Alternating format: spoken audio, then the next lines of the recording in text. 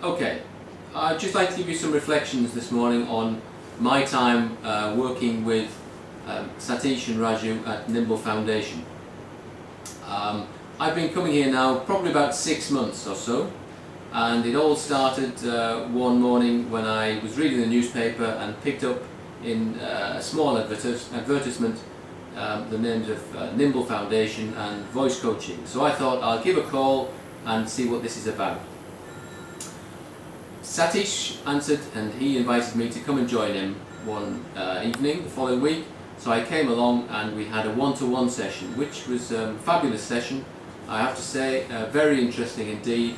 Satish gave me a background about the program that he runs, told me a bit about public speaking, the speech organs, and some of the technical parts of speaking. And then invited me to join follow-on group sessions, series of group sessions, to put into practice some of the things that we talked about. Also, at the end of that individual session, we developed some personal objectives for me, which I found very useful. So the next Sunday morning I came along and joined one of the group sessions, which was for a couple of hours, and we stepped through some set pieces, some exercises of speaking, repetition of written texts, but we're all focused on controlling your speech, your breathing, and expanding the use of speech organs.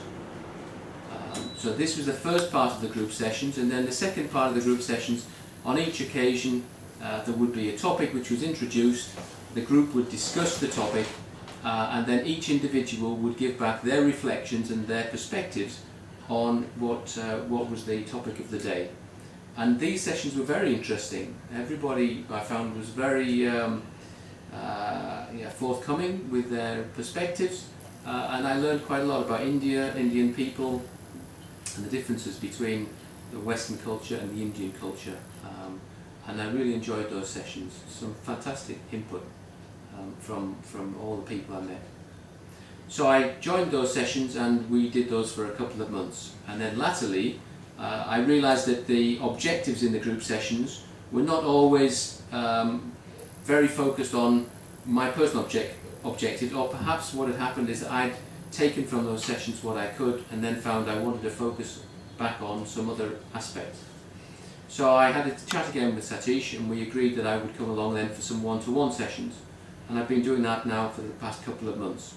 And in these sessions, again, it's been slightly more personally focused for me, and I would sort of say that we've really broken down into two areas. One has been some set-piece speeches from Shakespeare and Martin Luther King's I Have a Dream speech, and we've been doing those as a vehicle to develop my speaking techniques, to stretch my techniques in different directions, so that subsequently when I come to speak generally, I've got a better appreciation of what's the range I can employ, and I found that very good and actually very enjoyable.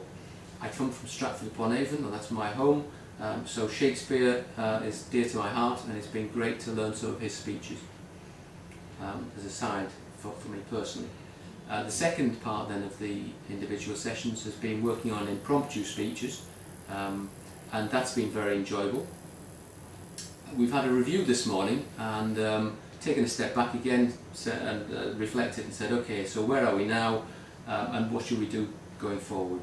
And we've decided that my objectives going forward are three very clear areas.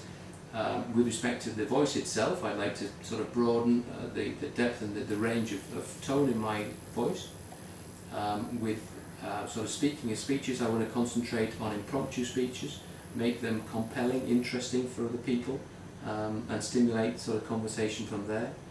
And then finally, just some sort of networking skills, general conversation skills.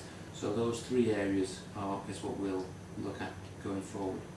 Now, just to finish, I'd just like to bring in one small anecdote of my time here in India, and it's interesting. It's about sort of speech and communication, and it was when I was staying in Jaisalmer, one of the very interesting places in Rajasthan, in a 5-star hotel.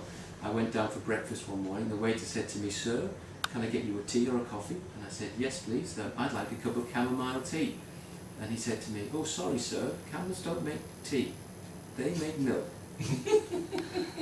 and that was great for me. And I take that one away, and I often relate it back to my friends and family, and we have a chuckle. And I also think that probably he does the same on his side, because he's probably thinking, this ignorant foreigner, who comes along, stays at the 5-star hotel and doesn't even know the difference between, the produce of a camel.